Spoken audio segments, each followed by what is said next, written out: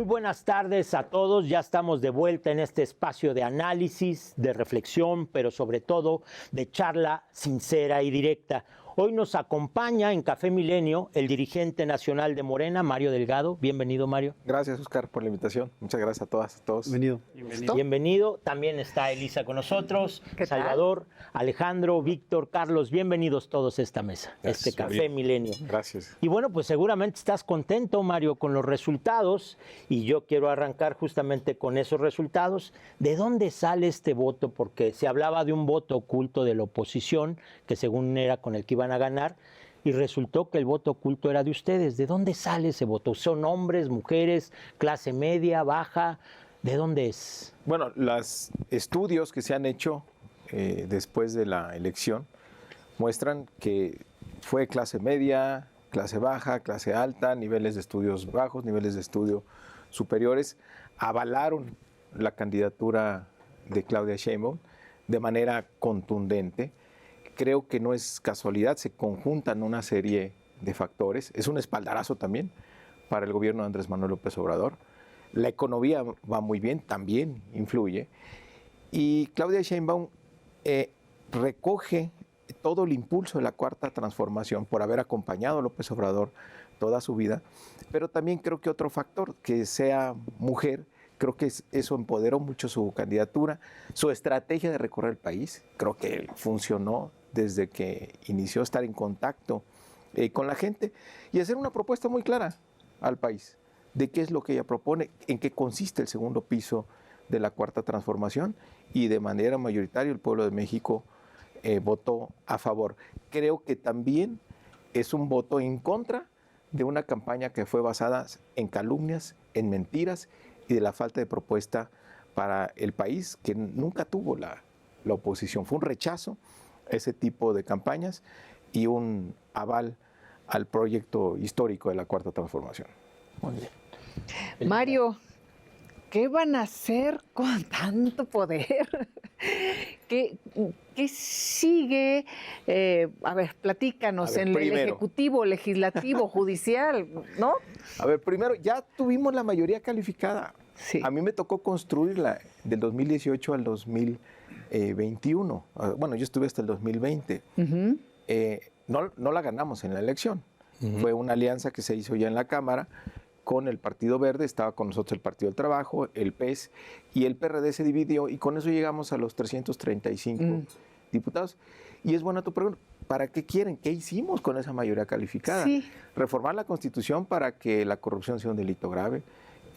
Terminamos con las pensiones a expresidentes, se reformó el artículo 4 constitucional para tener nuevos derechos sociales, la pensión para los adultos mayores, las becas para los niños, los apoyos para las personas con discapacidad, la transformación del sector salud, el nuevo artículo 3 constitucional, donde se echó abajo la mal llamada reforma educativa. Esa y otras reformas, para eso se usó la mayoría calificada en reformas constitucionales que son para el bien del pueblo de México. Entonces, ¿para qué queremos? López Obrador siempre nos dice, el poder solo se convierte en virtud cuando se pone al servicio de los demás. Y es lo que va a hacer la doctora Claudia Sheinbaum. Ella salió a pedir el voto para ella, pero también para el Plan C.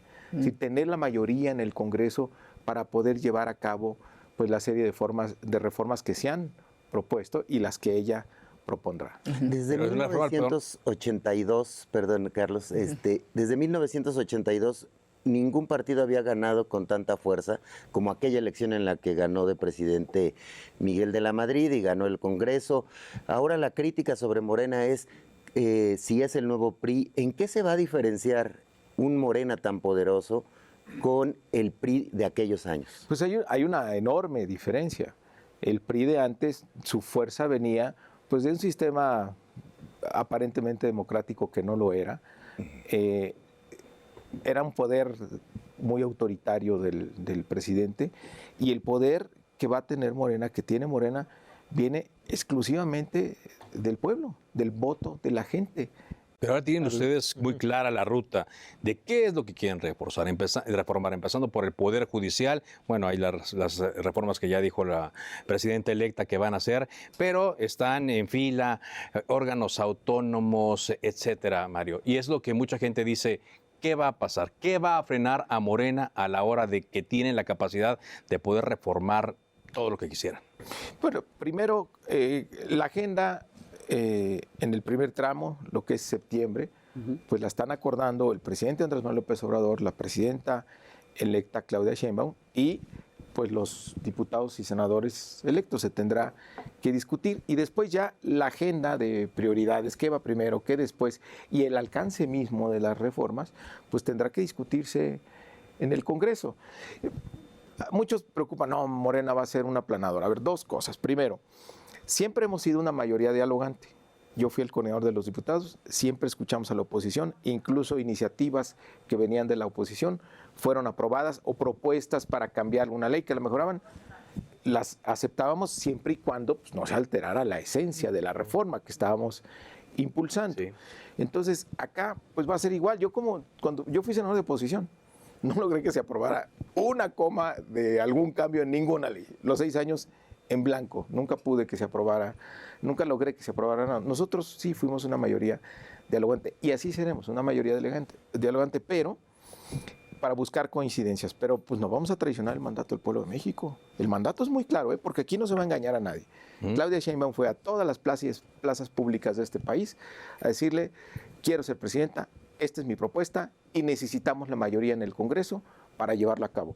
Y de manera contundente la gente dijo, sí queremos esa opción. Mario, dentro del plan C y de la reforma judicial, particularmente tenemos la elección de ministros por voto popular, pero también tenemos el tema de los magistrados y los jueces, que es donde genera un poco de ruido por el posible vacío que se generaría. ¿Quién va a reemplazar a todos estos jueces, todos estos magistrados? ¿Ustedes ven la posibilidad de matizar, quizás de que haya una reforma en 2 niveles, en donde con los ministros sí se proceda al voto y en el otro caso, en el caso de magistrados, de jueces del servicio civil de carrera, no se llegue a esa vía? ¿O es all in, todo completo? Mira, yo primero, un comentario antes. Yo acompañé a muchos eventos en esta campaña a Claudia Sheinbaum y parte de su discurso decía, a ver, ¿qué opinión tienen de los jueces y magistrados en México?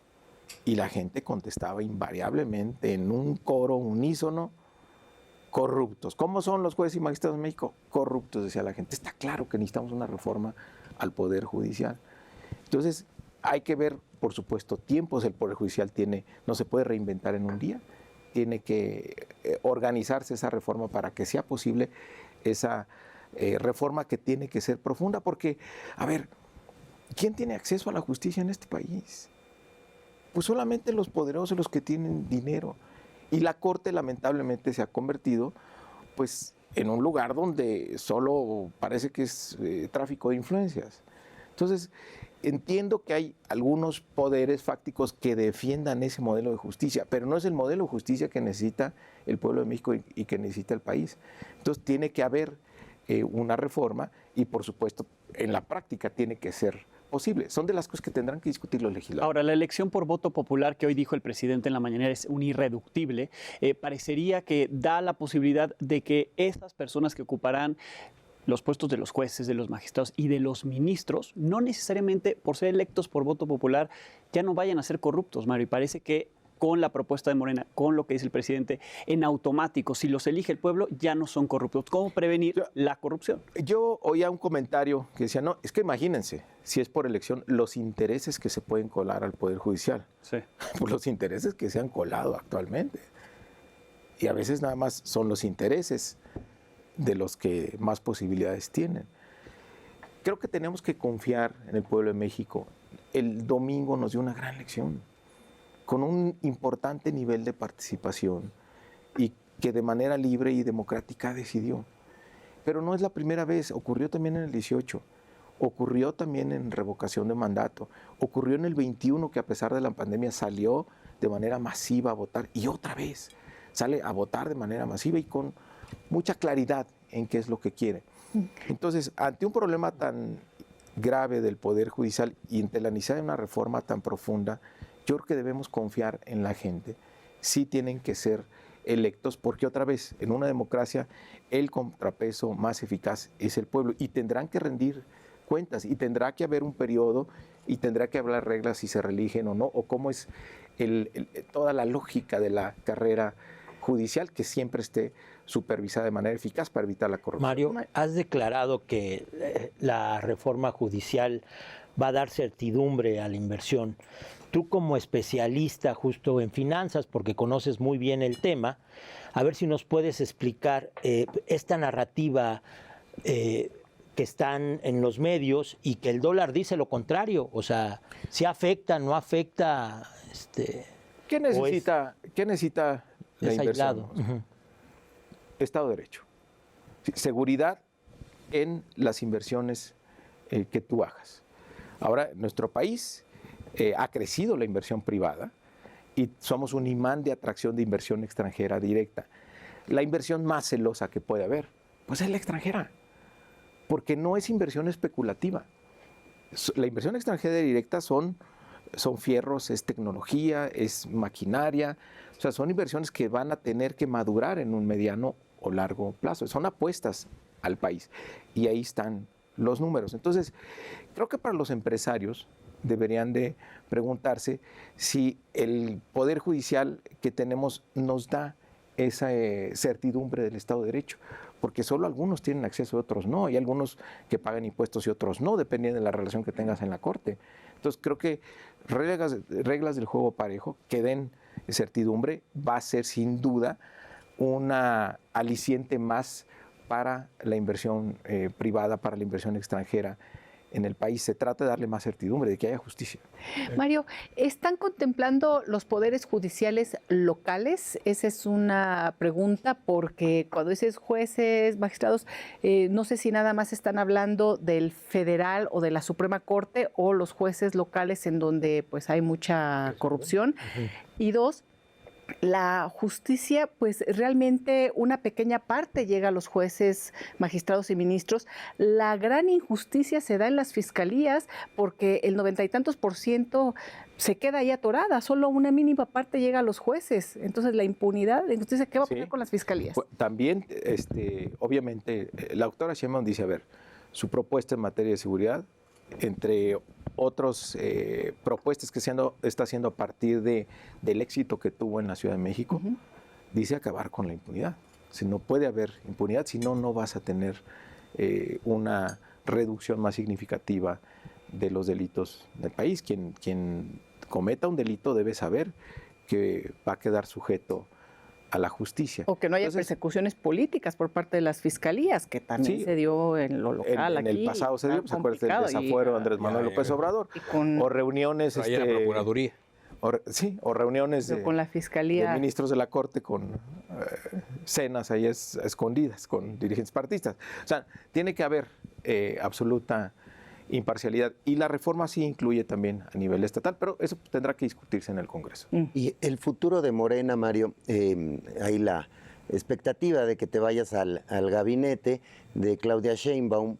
¿Cuál sería el futuro de Morena en ese escenario y en cualquier otro? Es decir, ¿cómo capitalizar los logros y evitar que a Morena le pase lo que al PRD, que las corrientes internas terminen chocando tan duro que vayan pulverizando al partido? Bueno, creo que el partido que me tocó recibir a mí en noviembre del 2020, al partido que voy a entregar ahora en octubre, sí es muy diferente. Estamos mucho mejor organizados, tenemos mejores estatutos. Es un partido que, digamos, hemos profesionalizado áreas estratégicas, no hacemos campañas improvisadas, todo se mide, todo se manda a grupos de enfoque, todo se mide con encuestas, por eso los resultados también que tenemos. Tenemos una estrategia territorial que ha sido un aprendizaje de muchos años que inició Andrés Manuel López Obrador, el casa por casa, que sigue siendo muy eficaz. Tuvimos una representación en las casillas ya finalmente en el 90% de ellas, es decir, es un partido con una gran capacidad de organización y también tiene que ver eso con los resultados. Me siguen preguntando, oye, ¿y cuándo se va a institucionalizar Morena? Pues ¿de qué hablan? Definimos 20,000 candidaturas para este proceso y tuvimos más de 100,000 aspirantes. Y díganme una ruptura importante que hayamos tenido. Ninguna. Eso habla de la institucionalidad de Morena. Inconformidades, por supuesto, siempre va a haber inconformidades, pero ya la mayoría de los militantes y quienes participamos estamos siguiendo los principios, los valores y entendiendo que es el proyecto, no son los cargos. Entonces, mientras Morena se mantenga pegado a sus principios, a sus estatutos, va a seguir fortaleciéndose. Me dicen ahora, no, ya ganaste muchas gobernaturas, 24 de 32. Los siguientes dirigentes van a ganar más, porque ya hay una base, hay un aprendizaje importante que va a seguir fortaleciendo Morena en los siguientes años. Pero había un personaje unificador que era el presidente Andrés Manuel López Obrador. ¿Ahora va a haber ese personaje? Va a seguir estando, Oscar, más allá de los programas sociales, de las reformas a las leyes o las reformas constitucionales, el legado del presidente, el más valioso desde mi punto de vista, lo logró acá, en la mentalidad del pueblo de México, en la gente. Es un pueblo ya muy consciente, muy politizado, que no va a permitir regresiones y que va a ser muy exigente con Morena a que se apegue a los principios de no mentir, no robar, no traicionar. Es imposible ya pensar en un gobierno, por ejemplo, donde regresen los privilegios, donde regresen los excesos, donde no se combata la corrupción, donde no se ponga por delante primero a los que más necesitan, a los más pobres. O sea, hay cosas que ya llegaron para quedarse y por eso estamos viviendo la cuarta transformación de nuestro país. Pero no porque está en el pueblo de México, el legado de Andrés Manuel está en el pueblo y por eso va a seguir él presente en esa revolución de conciencias que logró. Ahora, viendo que el resultado fue exitosísimo el que tuvieron la semana pasada, el que tuvieron el domingo, ¿esperabas algo tan apabullante, particularmente en el legislativo? ¿Esperaban que el resultado en la Ciudad de México fuera tan abierto? Porque la verdad es que en la noche, cuando lo que vimos ya era una marejada, pero todo apuntaba, al menos en los días previos, que podía estar un poquito más reñido. No te voy a decir que había posibilidades de que ganara Xóchitl, pero que podría estar un poco más reñido, particularmente en algunas áreas. Al final eso no fue. Nosotros dijimos hace un año que teníamos una meta de 33 millones de votos. Sale Claudia Sheinbaum candidata y dice no, nuestra meta debe ser 35 millones de votos. Y se trabajó para eso. Sabíamos que íbamos a ganar, sabíamos que teníamos una ventaja importante. Lo que es muy difícil de calcular, pues son las mayorías calificadas. La verdad, eso ahí sí hay que ser honestos, nos sorprendió. Pero en las gubernaturas lo teníamos muy, por eso les digo, a ver, hacemos las cosas bien en el partido. Lo teníamos muy medido, sabíamos que íbamos a ganar Yucatán, sabíamos que íbamos a retener las 6 entidades que gobernábamos y en nuestras encuestas ganábamos Jalisco, en nuestra encuesta de salida el día del domingo pasado también ganábamos Jalisco. Yo por eso anuncié que pues prácticamente teníamos carro. ¿Pero se dieron cuenta entonces de la mayoría calificada por el conteo rápido del INE? Ahí es cuando da nosotros teníamos un conteo interno, digamos que le ganamos al INE como por 1 hora, pero obviamente pues ya cuando sale la autoridad y te lo confirma, pues ya. Es este video donde apareces con Claudia, ¿no? Donde le das el resultado, ¿no? Sí, porque estaba ella anotando lo que decía. Estaba sentada, ¿no? Y dieron un límite inferior y uno superior. Entonces ella pues estaba haciendo la cuenta. Yo ya tenía el dato. Y dice, bueno, tenemos 370 y tantos. Entonces, en el mínimo, ¿cuánto necesitamos? Le digo, necesitamos 335. Entonces, ¿es plan C? Sí, plan C. Y entonces ahí pues explota de. Pero viene una batalla, bueno, alegría. varias batallas que van a correr en paralelo legales. Una, ya lo han dicho, contra la sobrerepresentación que le llaman, y otra denunciando que esta fue una elección de Estado, es lo que dicen en la oposición. A ver, es que otra vez sigue, no aprendieron nada el domingo. Es decir, el pueblo de México les dijo, paren de mentir, porque no les creemos nada. Entonces, armar otra mentira de que la sobrerepresentación se puede interpretar de otra manera la Constitución a la que siempre se ha hecho, pues es una gran mentira, eso no va a pasar, pues está muy claro el texto constitucional, ¿no? Y lo de la elección de Estado, pues ¿a quién van a convencer cuando tienes 60 millones de mexicanos que salieron a votar de manera libre? Y ahora resulta que el Estado los controló para que voten por Morena. Yo creo que hay muchos que dicen, el pueblo votó por Morena porque es ignorante. El ignorante es quien esté diciendo eso. Sí, no están entendiendo qué pasó en México. Creo que no entendieron de lo que pasó en Y ellos 18. aceptaron ir a una elección así, o sea, los de la oposición, me imagino. A una elección con reglas claras, una elección donde no se metió el gobierno por primera vez en muchos años. Y Pero ¿por qué medidas cautelares contra el presidente? donde ellos apostaron, Carlos, a que podían engañar al pueblo, a que le podían decir mentiras, a que podían decir calumnias y el pueblo les iba a comprar esa campaña. En el fondo, ¿por qué lo hacen? Porque hay un gran desprecio, porque hay un gran clasismo, porque hay un gran racismo. Dicen, el pueblo es tonto, entonces digan mentiras, hagan hashtags en el Twitter, inviertan millones de dólares y saquemos mentiras todo el tiempo y que la candidata presidencial le mienta a todo el país en un debate sin ningún escrúpulo.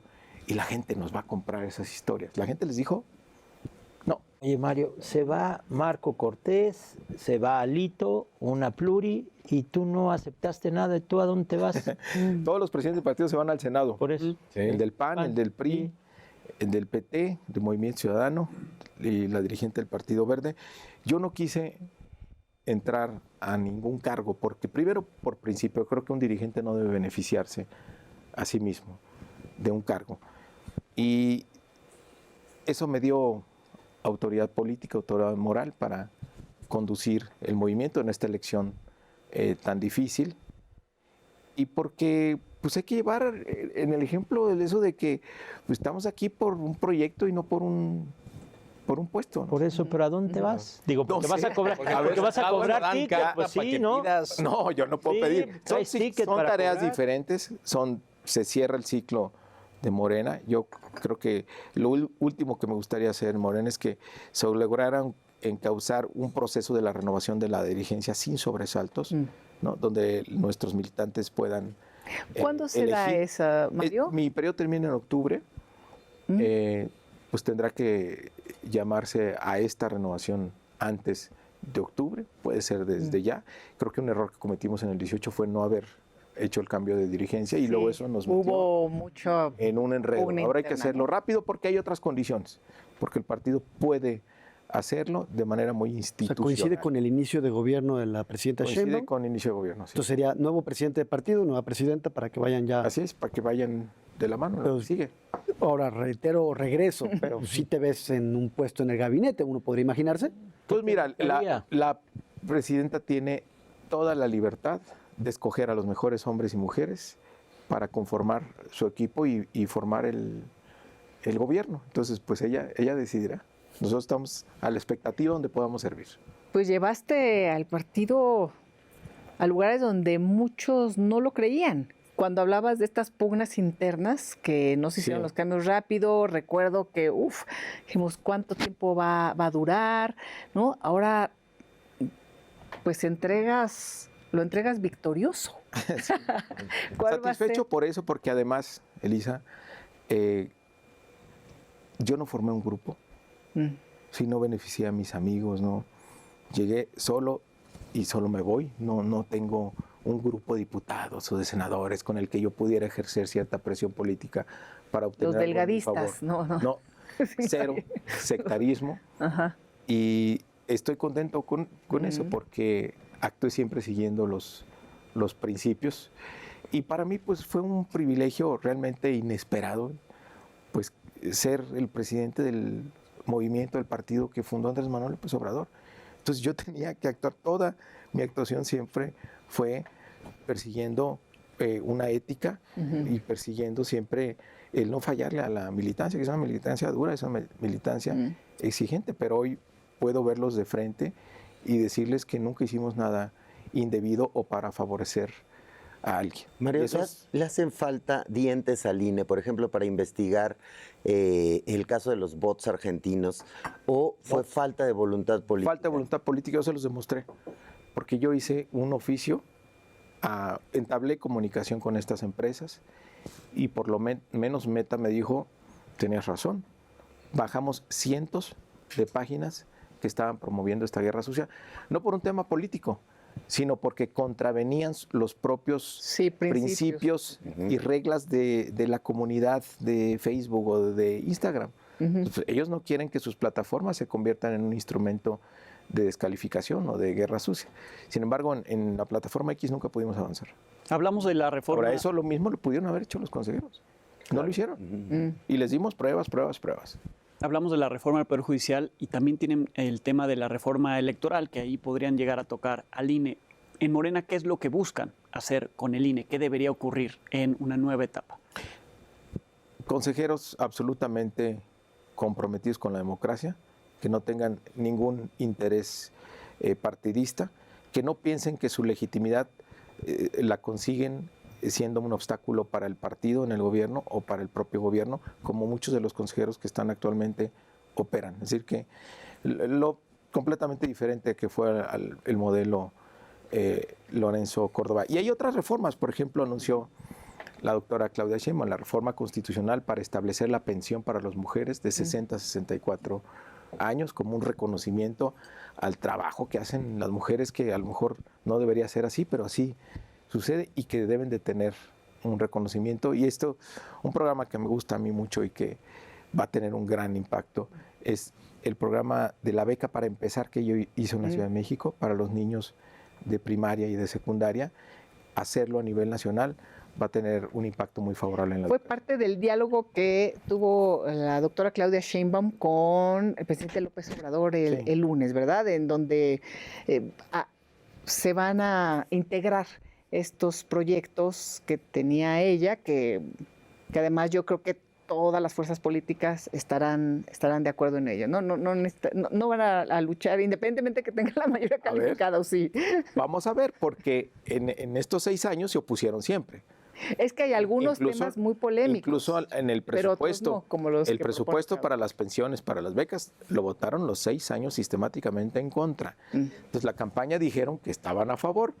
Vamos a ver cómo votan en estas nuevas reformas constitucionales y en el presupuesto de egresos al fin de año. Mario, viendo los resultados de la semana pasada, que fueron, lo platicábamos, muy apabulladores, ahí la pregunta es, o más bien el planteamiento es, pareciera que la oposición no termina de digerir ni entender qué fue lo que pasó. Los comentarios que vemos de un lado al otro nos dan la idea de que están a la deriva. El PAN pareciera que se quiere correr a la derecha, cada vez más fuerte. Y también de la propia comentocracia afín al frente, tampoco vemos como que pareciera que están entendiendo lo que ocurrió. ¿Qué es lo que tú dirías que ellos, tanto la oposición como los comentócratas, no están entendiendo sobre lo que expresó el pueblo en las urnas el 2 de junio?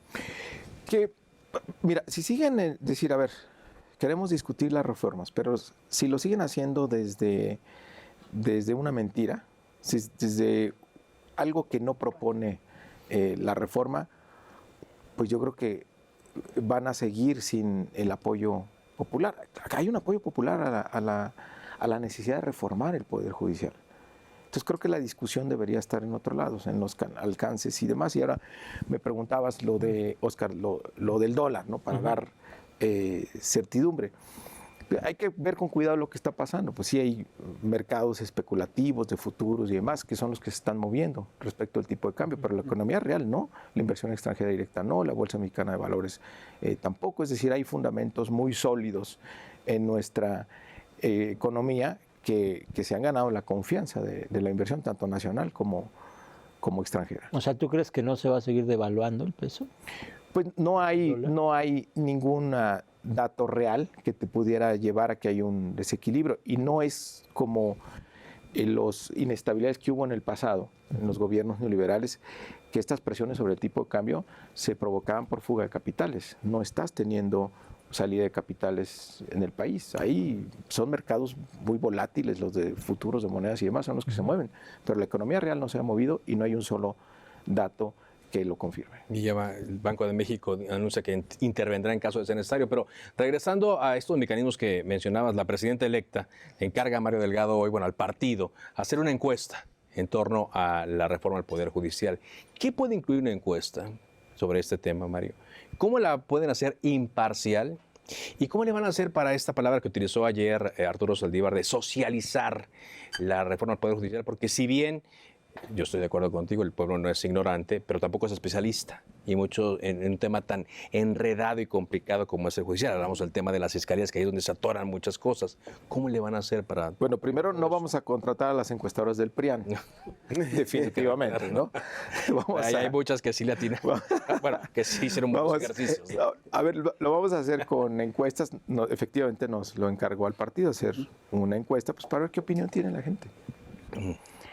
La podemos hacer con la encuestadora del partido, pero pues, a pesar de que le atinamos al resultado, no nos van a creer. Entonces vamos a contratar un par de empresas de las que hayan ganado mucha credibilidad por la cercanía en el resultado y vamos a darla a conocer. Ajá. ¿Pero qué incluiría? ¿Qué podrían preguntar? Bueno, de entrada, la opinión de la gente sobre la necesidad de reformar o no el Poder Judicial. Bueno, ya nos el dijiste, acceso ya a nos la dijiste que justicia. la gente dice sí, no. Sí, ya venía Adelante, vinculado a la ¿no? campaña O incluso. sea, Eso ocurrió en las plazas públicas. Bueno, vamos a hacerlo ahora a través de Estadística. encuestas, ¿no? Sí. Y ahora, Esto de sí, escuchar otras Y esa es voces. la parte que no entienden, ¿no? La oposición me preguntaba, bueno, pues que no entienden, es que sí hay un apoyo popular a ciertas reformas que en lugar de estarlas cuestionando desde la mentira o desde premisas falsas, pues mejor vamos a una discusión en serio a ver qué es lo que más le conviene al país. En una de esas tienen propuestas que valgan la pena incluir. En paralelo a la encuesta, ¿habrá estos diálogos que ya también se anunciaron por parte? Ya los foros ya arrancan, ya lo anunció la doctora Claudia Sheinbaum con los diputados, con los senadores. Habrá foros en todo el país de discusión, el Parlamento abierto, que se discuta. No es una reforma fácil. Y si están coincido con abiertos a ustedes. hacerle ajustes, a no quedarse como está. Sí, por la iniciativa. supuesto. Obviamente hay una esencia del proyecto, que es lo que tenemos que cuidar, pero claro que puede enriquecerse. Oye, Mario, en el tercer debate hicieron acusaciones Xóchitl Gálvez en tu contra. ¿Qué vas a hacer con eso? ¿La vas a demandar? ¿Vas a dejarlo ya por la paz? Pues mira, lo hizo frente a todo el país. Obviamente mi capacidad de defensa ante eso pues, es muy limitada, lo que yo puedo comunicar a los medios o en redes. No tiene una sola prueba. Sigo esperando pruebas. Ella mostró un cartón. Es absolutamente falsa esa acusación, como muchas otras que hizo durante su campaña. Creo que ha tenido una sanción contundente por parte del pueblo de México. No le creyó a sus mentiras. Y yo todavía estoy pensando qué hacer. La verdad no lo sé, no lo tengo resuelto. Al principio pues sí estaba muy enojado. Decir, bueno, voy a emprender una acción legal. Estamos ahora en otra situación. Pero bueno, no lo he decidido. No lo he decidido. Hace unos minutos mencionabas un tema, lo mencionaste de manera tangente, es un tema que publicó Salvador.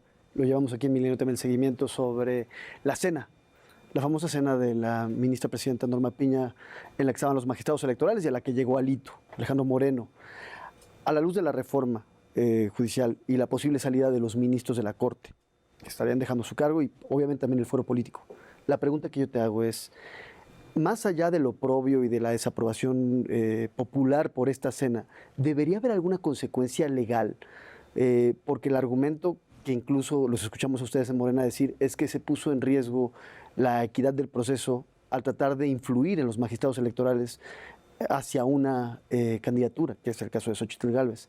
¿Tendría que haber alguna consecuencia ahí para Norma Piña? Yo creo que tiene que haber, pues tenemos que estar muy atentos al proceso de calificación de la elección, precisamente para que esa cena no tenga consecuencias.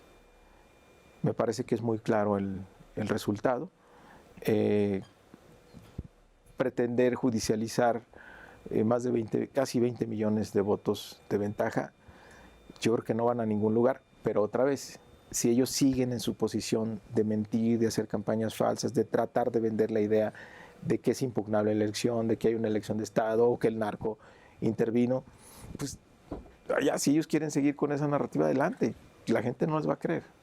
¿Y qué va a suceder, Mario, con las denuncias que hay en contra del ministro Saldívar? Porque hay de un lado y del otro, ¿no? De la ministra Piña, actuar, y las denuncias internas que además después personas de carne y hueso las dieron a conocer, no nada más anónimas. Y veo que es como la columna vertebral, por lo menos en lo que hemos visto hasta el momento, de la asesoría para la reforma al Poder Judicial, ¿no? El ministro Saldívar.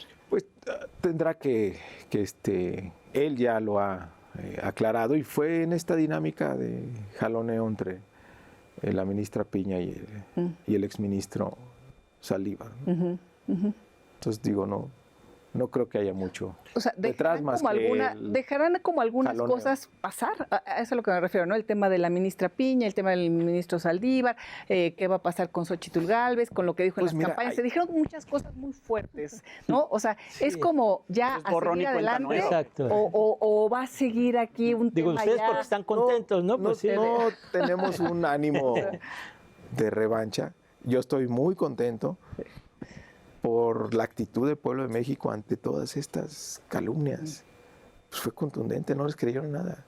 Y ellos siguieron mintiendo y siguen mintiendo. Por eso va a ser muy difícil que haya una oposición seria. Lo primero que tiene que hacer la oposición es parar de mentir.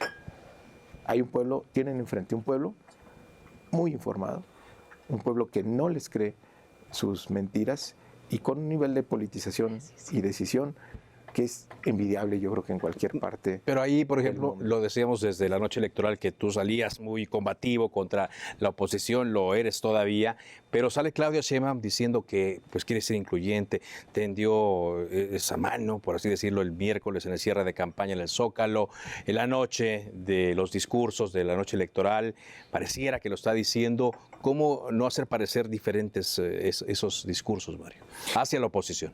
Ella es presidenta de todas y todos los mexicanos, va a gobernar para todas y para todos, pero no quiere decir que se acabe el debate político. Sí, eso que se dice que hay polarización, yo creo que hay politización, ¿no?, de la gente, y el debate político va a seguir, y también pues va a depender mucho de la actitud que tenga la oposición. Pero que adelante, el PRI y el PAN. ¿qué tipo de oposición quieren ser? El PRI y el PAN. Pues es la oposición ahora. ¿Metes en esta canasta a Movimiento Ciudadano también? Ellos también tendrán que definir su postura respecto al gobierno y a alguna de las iniciativas. Conoces muy bien a Claudia Sheinbaum, al presidente López Obrador. ¿Qué escenario prevés de relación entre ellos a partir de que Claudia sea presidenta? Pues muy buena, por una razón. La coincidencia de ellos es a partir de principios que comparten y de una idea de país en un proyecto político que fueron construyendo ellos juntos con otros muchos y muchos mexicanos que participamos. Entonces no es una relación de complicidad, no hay intereses personales que puedan chocar, por el contrario, hay una coincidencia en cómo hacemos que nuestro país avance hacia un mejor destino. Entonces pues va a ser una relación muy buena. Actualmente se ve más urgencia del presidente porque se apruebe, por ejemplo, la reforma al Poder Judicial que de la próxima presidenta Claudia Sheinbaum. Ella ha tomado el tema como con mayor cautela, a lo mejor, no sé, si ella le quisiera dar más tiempo, más allá de septiembre, el presidente tiene la urgencia de septiembre. ¿Ves un contraste o crees que sí, los dos tienen el objetivo de que en septiembre quede esa y otras? Tienen que decidir entre ellos. Sí. Lo que tú dices pues es el reflejo del tiempo que tiene cada quien. López Obrador termina en septiembre y Claudia Sheinbaum inicia 6 años en octubre. Pero sí. Pero aquí lo valioso, y creo que tiene que ver también con el respaldo mayoritario de la gente, es que es un proyecto, el proyecto de la Cuarta Transformación. Se ha hablado de ganar. Claudia Sheinbaum dijo, vamos, el segundo piso de la Cuarta Transformación. Creo que fue genial en describirnos qué es lo que sigue. Sí. ¿No? Se habla de ganadores y de perdedores, buenos ganadores, malos perdedores, y te han criticado en particular la reacción que tuvieron en Jalisco. ¿Qué pasó en Jalisco y por qué siguen reclamando ese triunfo? ¿Qué pasó en Jalisco? Que desde el día de la elección empezaron a pasar cosas muy raras. Fue el PREP más lento de todo el país. Se detuvo por 48 horas en el 63%. No teníamos información de qué estaba pasando, por qué estaba ocurriendo eso. Teníamos actas ilegibles, a pesar de que tuvimos representantes en todas las casillas. Le pedimos al Instituto Electoral pues tener el acta antes de ir al conteo el miércoles, que arrancó el miércoles pasado. ¿Por qué necesitas el acta? Porque tú llegas con tu acta pues a checarla contra el acta que está pegada en la urna. Si no tienes acta o es ilegible, pues que compares. Es un elemento fundamental para el recuento. No las tuvimos. Ella después en entrevista sale y dice, bueno, la verdad es que el PREP se quedó en el 63% porque las actas eran ilegibles o no llegaron los paquetes. Dice, bueno, entonces, pero dice, pero la salida es que si hay acta ilegible, que se recuente la casilla. No hubo disposición a hacerlo. Y de manera extraña, todos los votos de la elección federal llegaron a su junta distrital correspondiente, pero los votos de lo local, especialmente la gobernatura, se les hizo un relajo. Había paquetes por todos lados, entonces empiezan ellos a trasladar los paquetes electorales, las boletas, A donde según tendrían que a donde ser tendrían que ser, pero lo hacen sí. sin ningún protocolo, no le avisan a nadie, Sin custodia, meten ¿no? los votos, las boletas en bolsas de basura. ¿Y qué pasó? Terminabas de hacer el recuento distrital, contabas todas las urnas y llegaban, decían, no, espérate tantito, Faltan estas. acá hay otra bolsa. No, oye, esa bolsa, ¿cuál es el acta? ¿A qué sección le vamos a contar? ¿A qué casilla vamos a contar esos votos? Se hizo un verdadero desorden. Entonces creo que se perdió la certeza en un porcentaje importante. ¿Sus representantes de esos votos. no les reportaron cuánto quedó la votación? O sea, ¿con qué están compitiendo ustedes? ¿Con qué Sí, pero ahí el tema es que las actas son ilegibles. Entonces es difícil que nosotros pudiéramos tener un cómputo alterno por la elegibilidad de las actas que la misma presidenta del instituto reconoció. Y yo lo que dije desde el principio, bueno, no tenemos información de 1.200.000 votos porque el PRE paró el 63%. No sabíamos ni en qué distritos estaban ni en favor de qué partido. Los perdimos de vista 4 días. Hasta que el viernes te dicen, ay, aparte, en el cómputo distrital no había información en línea, como si la hay en el INE. Exacto. De repente te dieron una hojita en Excel, así vamos. El jueves en la noche y luego el viernes el cómputo final. Entonces ahí es donde supimos dónde estaba ese 1.200.000 votos. Entonces, lo único que queremos es certeza, certeza. No es Ahora, que seamos malos perdedores. Mencionabas encuestas de salida. ¿Ustedes tenían encuestas de salida en Sí, Jalisco?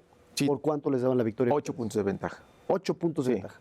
Porque al final Jalisco. el instituto da 5 a favor. A Pablo, 5 a favor. A ver, te puedo decir, fue una elección muy competitiva, ¿no? Tal vez pudo haber sido para nosotros, tal vez para ellos. Mi impresión es que la propia autoridad electoral cometió muchos errores en Jalisco y puso en duda la certeza.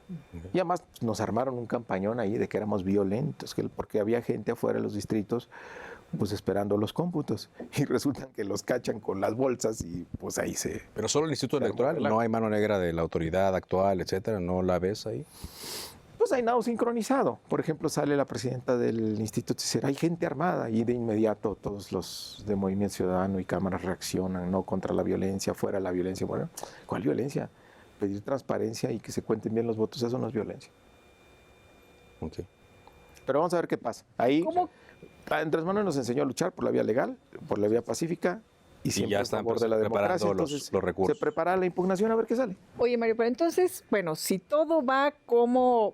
Hay muchas cosas que van a suceder, pero en el tema de las reformas, nueva conformación del Pleno de la Suprema Corte de Justicia de la Nación, nueva conformación de la Sala Superior del Tribunal Consejo, Electoral. del Tribunal Electoral del Poder Judicial de la Federación, qué va a pasar con el Consejo General del INE. Nuevos jugadores, salen los que están, entran otros por las vías que determinen constitucionalmente o con las reformas. Que se determinen con las reformas. ¿Sí? O sea, pero podemos más o menos prever que sucede eso. Vamos a tener nuevos ministros y ministras, nuevos consejeros y consejeras, Con plazos diferentes, nuevos magistrados. con y métodos de magistradas. selección diferentes. Y bueno, eso ya va a depender de cómo quede finalmente. Para la gente que reforma. trabaja en el Poder Judicial Federal, que Total están como garantías. muy angustiados No, cero. de que van a perder su trabajo. Esa es que van a parte de la hacer- campaña de mentiras. No, Entonces, no, no los van a ninguna cambiar, afectación ni ellos a, los- no. a los trabajadores del Poder Judicial, ninguna afectación. Hay un jugador relevante que mencionaste hace unos momentos en esta alianza que tuvieron ya a partir de la mitad de este sexenio que está terminando con el Partido Verde. ¿Cómo harán que el Partido Verde se cuadre con el movimiento? Porque Morena va ¿no? Es parte de lo que fundó el presidente López Obrador, el PT siempre lo ha acompañado, pero el Verde casi siempre va con el ganador, ¿no? Y se alió con ustedes hace apenas unos Hubo años. un video ahí, ¿no? Hay un video del Niño Verde, que ¿no? grabó Entonces, Caro ¿cómo Rocha, harán que ¿no? ellos Dice que vayan son las- con los principios de Morena? La alianza con el Verde inicia justo en mi legislatura. Ujú. Con ellos construimos la mayoría calificada y fue, digamos, de la decisión más difícil que yo tomé. Acabo de entrar, no teníamos la mayoría calificada. El Verde se acerca conmigo y me dice, nosotros queremos jalar con ustedes. Y yo, no, espera tantito, ¿a cambio de qué? Dice, no, nada, nosotros queremos coincidir con la agenda del presidente. Si acaso le vamos a poner énfasis en el tema de los niños con cáncer, pero a cambio de nada. Nosotros queremos estar con la transformación. Esa alianza legislativa pues funcionó, porque hay muchas reformas constitucionales que se aprobaron. Después se convirtió en una alianza electoral y nos empezó a ir muy bien. Entonces, respondiendo a tu pregunta, la plataforma del Verde en esta elección pues es la misma de Morena. Hay una coincidencia ahí en el proyecto. Entonces, no es que los tengamos que convencer. Fuimos en un mismo proyecto. Fueron parte de la estrategia para lograr la mayoría calificada que la Constitución te señala que un solo partido político no la puede tener. Y Mario, pero ¿qué opinas de lo que dijo el Niño Verde? Dice que es más astuto que tú y que Alberto Anaya, según el video que grabó Carolina Rocha. Bueno, pues allá Sí es más astuto que tú. Cada quien administra su ego. Porque aparte tú, el otro Café Milenio que tuvimos, Y sus formas de decirlo. pasaba lo de Coahuila, pues decías que ibas a dialogar con ellos y que decías que tenían que pues, prácticamente alinearse al proyecto. Exactamente. ¿Lo conseguiste? ¿Son tus mejores aliados? Son buenos aliados. Y también el PT. Son buenos aliados. Les fue bien ahora, igual que nos fue a nosotros. Son alianzas que no se construyen a partir de intereses, como los de enfrente, ¿no? Que construyeron la alianza presidencial a partir de notarías y puestos públicos en Coahuila. Cuando es a partir de un proyecto es más fácil. Es más fácil coincidir. Y se les han sumado más, porque pues el ganador se lo lleva todo, como dice la canción. Y me imagino Más que aliados, algunos están volteando ya, dejarán más de ser priistas y morenistas, panistas, morenistas. O sea, ¿cómo ves el chapulineo después del triunfo de Morena y aliados? Vamos a seguir sumando, Elisa. Es parte de la esencia de nuestro movimiento. Somos un movimiento. Yo creo que después de la elección del robo, del fraude de 2006, luego de la masiva compra de voto en 2012, Andrés Manuel da el clavo diciendo necesitamos un partido movimiento, porque la gente que quiere un cambio no cabe en un solo partido político, y diseña a Morena como un partido movimiento, con el objetivo de ser un instrumento de lucha del pueblo de México y de atraer de manera permanente a los mejores liderazgos y las mejores causas. Entonces, Morena va a seguir sumando gente al proyecto de la transformación, porque lo que está ocurriendo en México es que está la conformación de dos grandes bloques: el bloque conservador, el bloque que representa el pasado, y el bloque progresista, que ahora la gente decidió que sea mayoritario. Entonces, vamos a seguir sumando para seguir teniendo esas mayorías y entonces que nuestro país siga profundizando su transformación. Entonces, que a nadie le extrañe, pues que Morena siga creciendo. Mario, ¿y qué tanto tacto político se requiere en un entorno como el que vamos a vivir en unas semanas, el de mayorías absolutas en el Congreso de la Unión, en los congresos estatales, con los gobiernos a favor, con las alcaldías a favor? ¿Sí se requiere tacto político en un entorno como ese? Mucho tacto político. Tienes que ser muy responsable con todo lo que digas, con todo lo que propongas, pues porque tienes mucha credibilidad, porque sabes que tienes los votos para lograrlo. Ahora no es por presumir, pero ganamos 27 mayorías en las entidades. O sea, en 27 entidades ganamos la mayoría en los congresos locales. Entonces sí hay que ser muy responsables, muy cuidadosos. Ahora, entonces, dentro de esto, la pregunta es, ante el éxito, ¿tiene que haber un llamado a controlar el ego? Y me refiero por parte de los morenistas, es decir, ganaron todo, tienen la mesa puesta para hacer lo que quieran con el país. ¿Vale la pena también hacer un proceso de reflexión y moderarse un poco? Nos pone el ejemplo Andrés Manuel López Obrador y Claudia Sheinbaum. El poder es humildad. O sea, quien piense que ganó ahora en la elección por Morena y que es para hacer lo que hacían en el pasado, no, se equivoca. Tenemos que seguir con los principios y valores del movimiento muy presentes. Parecería que había al interior de Morena varios grupos y hablaban de los duros, incluso aquí en la Ciudad de México, cuando se eligió a la jefa o a los candidatos, las mismas corcholatas. ¿Cómo están ahora después de todo esto? ¿Limaron asperezas?